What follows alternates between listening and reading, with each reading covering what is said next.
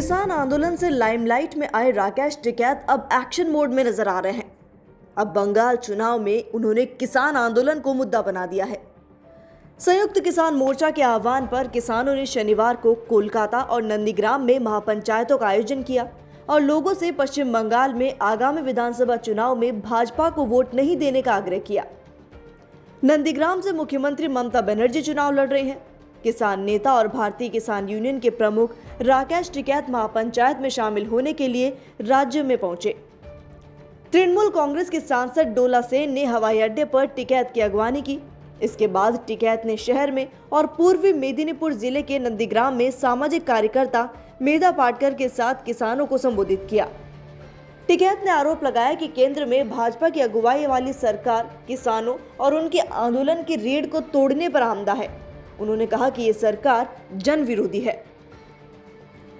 टिकैत ने कहा, भाजपा को वोट मत देना। अगर वोट दिया तो आपकी जमीन बड़े कॉरपोरेट और उद्योगों को दे दी जाएगी और आपको भूमिहीन बना दिया जाएगा। टिकैत ने कहा कि वे आपकी आजीविका दांव पर लगाकर देश के बड़े उद्योगपति समूहों को जमीन सौंप देंगे और आपको खतरे में डाल देंगे। किसान नेता ने भाजपा को धोखेबाजों की पार्टी कहा। उन्होंने कहा, भाजपा का विरोध करने वालों, किसानों तथा गरीबों के साथ खड़े होने वालों के पाले में रहेंगे।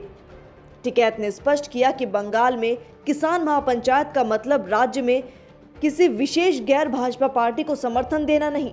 उन्होंने कहा, मैं यहाँ किसी विशेष पार्टी के लिए वोट मांगने नहीं आया हूँ।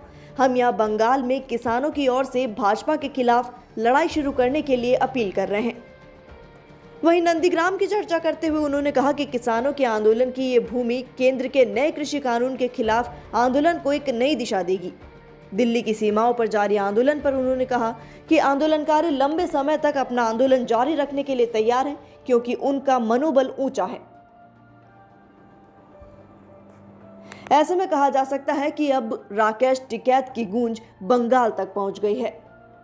Bureau report, DPK news.